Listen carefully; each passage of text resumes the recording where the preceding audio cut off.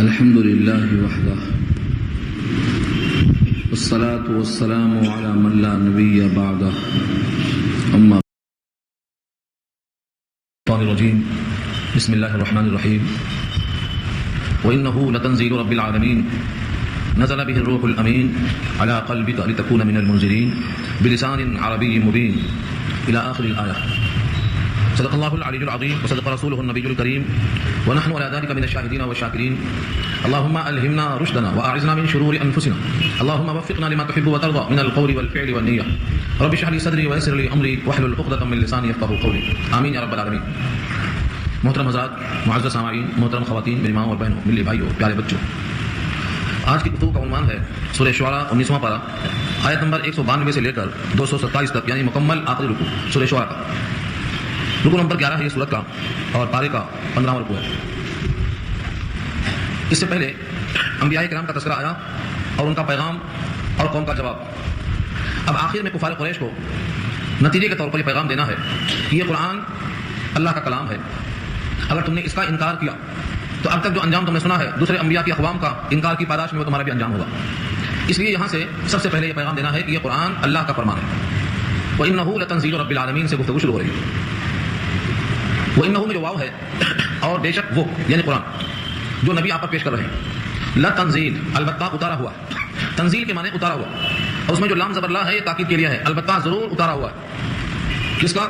رب العالمین، سارے جہان کے پروردگار کا اتارا ہوا.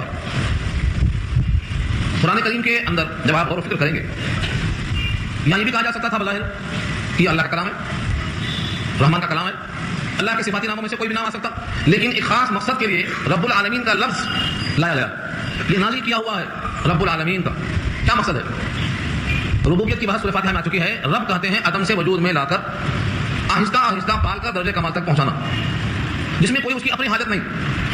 تو قرآن کریم کیوں نازل کیا ہوا ہے؟ کیونکہ وہ رب العالمین ہے، سارے جہان کو پالتا ہے، کمال تک پہنچاتا ہے. انسانیت کا کمال یہ ہے کہ اللہ کے گھر میں جنت میں داخلہ اس کو مل جائے.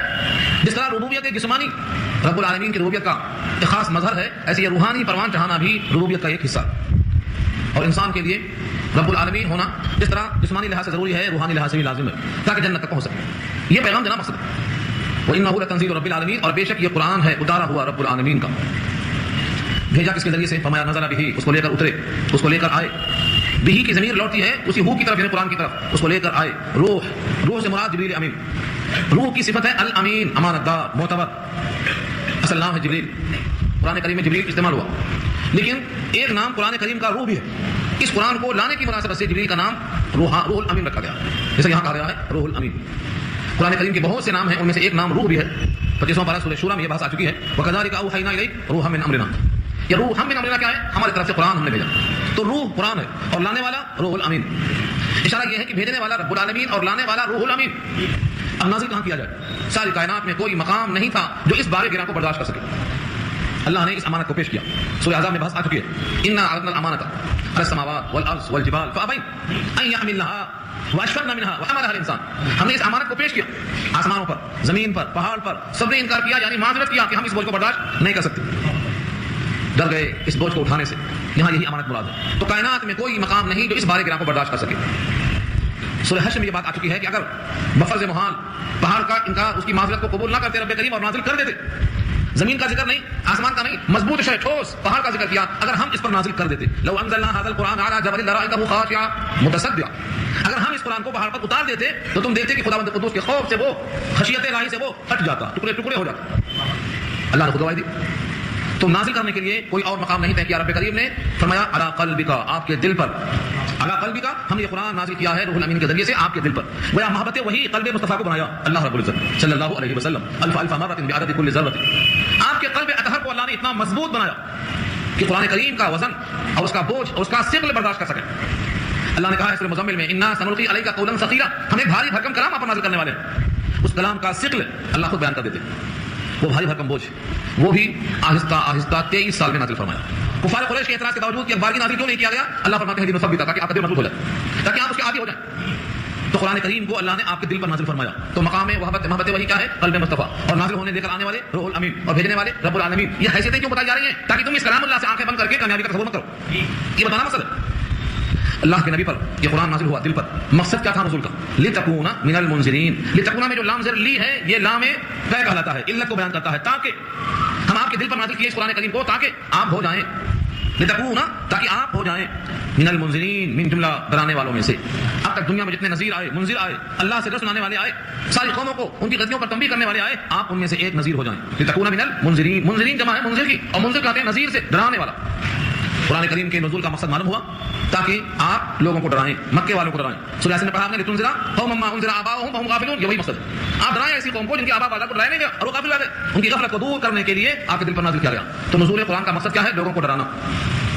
یہی مقصد اللہ نے بیان کیا ہے سورہ ابراہیم پارہ 13 کے اندر، فرمایا کتاب انزلناہ الیک لتخرج الناس من الظلمات الی النور، ہم نے کتاب آپ کو دیا ہے تاکہ آپ ظلمات سے لوگوں کو نور کی طرف لائیں، اندھیریوں سے نکال کر نور الہی کی طرف لائیں، بھٹکے ہوئوں کو سمجھا کر راہ راست پر لائیں، جو جہنم کی طرف جا رہے ہیں ان کے کھینچ کر جنت کی طرف لائیں۔ یہ آپ کا مقصد ہے۔ یہ چند آیتیں میں نے پیش کی ہیں، اس پر قرآن کریم میں بہت آیتیں ہیں، اس عنوان پر بہت آیتیں ہیں، تو مقصد طے کرو۔ قرآن کریم کا مقصد ہے لوگوں میں اللہ کا خوف اتنا آئے کہ وہ اللہ کا حکم نہ توڑیں، جہنم کا خوف اتنا آئے کہ جہنم والے کام چھوڑ دیں، جنت کا شوق اتنا آ جائے کہ جنت کی چاہت میں راتوں کے قیام میں لگ جائیں، یہ مقصد ہے۔ اسی واسطے رب کریم نے جو قرآن نازل فرمایا تو سید الانبیاء رات میں کھڑے ہو گئے، قوم میں ورم آ گیا، طٰہٰ اے میرے طٰہٰ ما انزلنا علیک القرآن لتشقیٰ، ہم نے یہ قرآن اس واسطے نازل نہیں کیا آپ پر کہ مشقت میں آپ پڑ جائیں، تھوڑا تھوڑا آہستہ آہستہ بتدریج اپنے قیام میں اضافہ کیجیے۔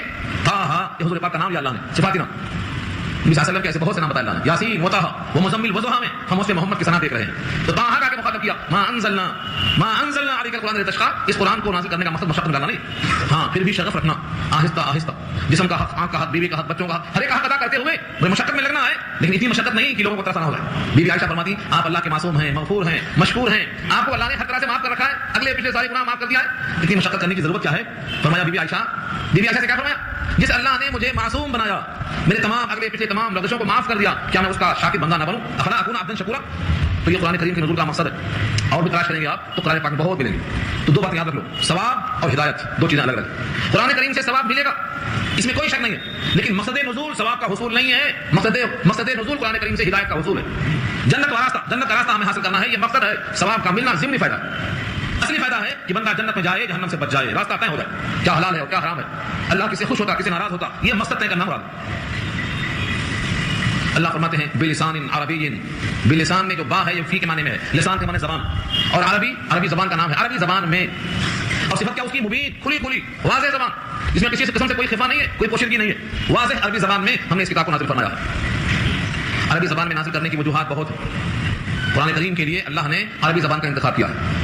عربی زبان میں جو وسعت ہے دنیا کی زبان میں نہیں ہے۔ سب سے بڑی وجہ یہ ہے کہ اس زبان کے اندر اتنی وسعت ہے کہ آپ گھستے چلے جائیں، زندگی ختم ہو جائے، مگر یہی کہیں گے کہ ابھی ہم سیکھ رہے ہیں، ابھی ہم طالب علم ہیں۔ قرآن کریم جیسی کتاب کو اللہ نے عربی زبان میں کیوں منتخب کیا؟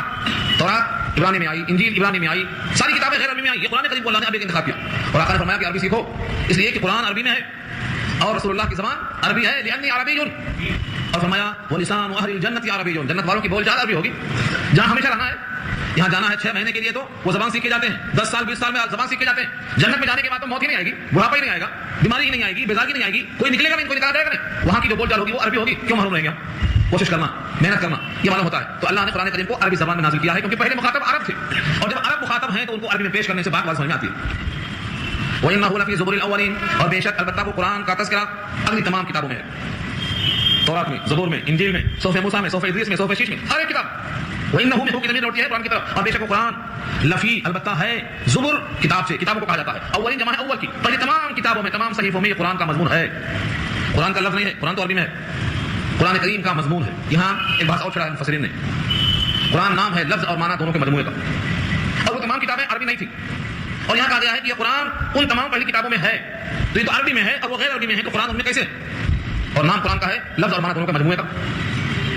تدبیر کی شکل بتائی ہے کہ قرآن کے مضامین اصل مقصود ہیں، اور وہ مضامین تورات میں بھی ہیں، انجیل میں بھی ہیں، زبور میں بھی ہیں، اگر دوسری زبانوں میں، یہاں وہی مراد دیا مضامین کتاب، جیسا سورہ اعلیٰ پارہ 30 میں آپ نے خود پڑھا ہوگا، ان ھذا لفی الصحف الاولیٰ صحف ابراہیم و موسیٰ، بے شک یہ مضامین جو قرآن میں یہاں بتائے گئے ہیں سورہ اعلیٰ میں، یہ پورے کے پورے مضامین صحف ابراہیم میں بھی ہیں، صحف موسیٰ میں بھی ہیں، قرآن نے خود واضح کر دیا۔ تو یہاں مراد مضامین قرآن ہیں جس میں توحید ہے، رسالت ہے، آخرت ہے، جزا و سزا ہے، جنت اور جہنم، یہ سب وہاں موجود ہے۔ تو قرآن کریم کا مضمون پہلے سے موجود تھا، اور بہت سے تورات کے ماہرین انہی مضامین کو دیکھ کر قرآن پر ایمان لانے والوں میں تھے، بہت سے۔ اب یہاں فرمایا کہ اگر کوئی بات تورات میں تھی اور تورات کے ماہرین نے اس کو دیکھ کر ایمان قبول کر لیا تو کفار قریش جو کہا کرتے تھے کہ یہ پہلے کے لوگ ہیں اور ہم ان کو فالو کرتے ہیں، ان کے پیچھے چلتے ہیں، اب ان کو چاہیے کہ اگر بڑے بڑے علماء بنی اسرائیل ایمان لے آئے تو ان کی نقل کرتے ہوئے ان کو بھی ایمان لانا چاہیے۔ کیا بطور نشانی اور ثبوت کی اتنی بات کافی نہیں کہ بڑے بڑے علماء یہود اسلام میں داخل ہو گئے؟ 5 کا نام لیا ہے امام قرطبی نے، عبداللہ بن سلام کا نام لیا ہے، اسد الرسول کا نام لیا ہے، کعب احبار کا نام لیا ہے، یہ بہت سے علماء کے پاس اس علم کو بتایا گیا ہے۔ دیکھیے لفظوں کو، اولم یکن لہم آیۃ، کیا نہیں ہے ان کے لیے بطور نشانی کے کافی ان یعلمہ علماء بنی اسرائیل، یہ کہ خبر رکھتے ہیں اس کی بنی اسرائیل کے علماء، ان یعلمہ جانتے ہیں اس کو، خبر رکھتے ہیں اس کی، کون؟ علماء بنی اسرائیل، علماء بنی اسرائیل کو کہا، دیکھو لہجے میں تھوڑا سا علماء گرامر کے لحاظ سے پیش ہونا، اردو کا ہے اس کی علماء بنی اسرائیل، یعنی بنی اسرائیل کے علماء اس کو جانتے ہیں اور جان کر کے ایمان لاتے ہیں۔ یہ بحث سورہ قصص میں آ چکی ہے تفصیل کے ساتھ کہ جن کے پاس کتاب کا علم تھا وہ دونوں رسول پر ایمان لائے، دونوں کتاب پر ایمان لائے، ان کو دوہرا اجر ملے گا، ضعفین اجرہم مرتین کا ان کے لیے دوہرا اجر دیا جائے گا۔ تو یہاں فرمایا کیا یہ بات ان کے واسطے بطور نشانی کے کافی نہیں؟ آوا یہ معنی کیا؟ لم یکن نہیں ہے لہم، لم یکن لہم نہیں ہے ان کے لیے، آیتن بطور نشانی کے ان یعلمہ کہ اس کی پیشین گوئی کرتے ہیں، اس کی خبر رکھتے ہیں، علماء بنی اسرائیل، اسرائیل یعقوب کا لقب تھا، ان کی اولاد کو بنی اسرائیل کہا جاتا ہے، ان میں جتنے علماء ہیں ان کو علماء بنی اسرائیل کہا جاتا ہے۔ اس سے مراد یہودی ہیں جو مدینے میں رہا کرتے تھے، کیونکہ وہ علمی اعتبار سے تورات کے ماہر تھے، اس لیے کفار قریش ان کی بات کو مانا کرتے تھے۔ تو جب ان کی بات مانتے ہیں اور وہ علماء یہود کو معلوم ہے تو آپ ان سے پوچھ کر ان کی اتباع کرنا چاہیے۔ کفار قریش کا ایک اعتراض یہ بھی تھا کہ یہ قرآن اللہ کی کتاب نہیں ہے، بلکہ یہ کتاب آپ نے کر کے پیش کر دی ہے، اور جتنے لوگ ہیں ان تمام کے پاس اللہ کی کتاب آتی، اس کو ہم پڑھ لیتے، ہم سمجھ لیتے، نزل علینا کتابا نقرؤ، ہم پر کتاب آتی اور ہم اس کو پڑھ لیتے، ہم ایمان لے آتے۔ قرآن کریم کو بفرض محال اگر بجائے عربی کے کسی بھی زبان میں نازل کر دیتے، کسی عجمی غیر عربی پر، اور وہ ان کو پڑھ کے سمجھا دیتا اور ان کی سمجھ میں آ جاتا، تب بھی یہ ہر درمی کی وجہ سے ایمان نہ لاتے۔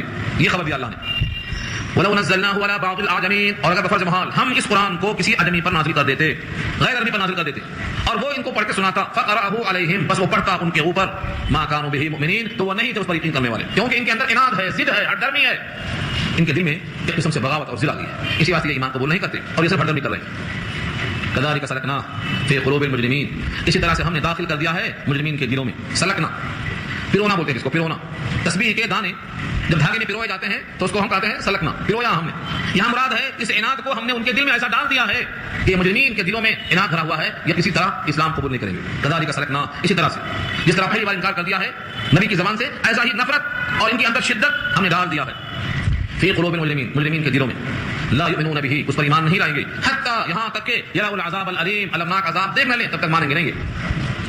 یہاں سوال یہ ہوتا ہے کہ ان کے دل میں جو ہم نے ہی ڈال دیا ہے شدت، تو ان کی غلطی کیا ہے؟ یہ بحث سورہ بقرہ میں آ چکی ہے کہ کسی بھی بندے کو اللہ دونوں قوتیں دیتے ہیں، دونوں قوتیں، فالہمہا فجورہا وتقویٰ، تقویٰ فجور دونوں دیتے ہیں، وہدیناہ النجدین، دونوں ہمیں ان کے اندر صلاحیتیں دینے کا ہے، برابر دیتے ہیں دونوں کو۔ لیکن جب ایک آدمی مسلسل گناہ کرتا ہے تو اس کا دل سیاہ ہو جاتا ہے، اب اس میں حق داخل نہیں ہوتا، تو یہ مجرم ہے، ان کا جرم اتنا بڑھ چکا ہے کہ ان کے دل میں ہر جانے کی گنجائش نہیں ہے۔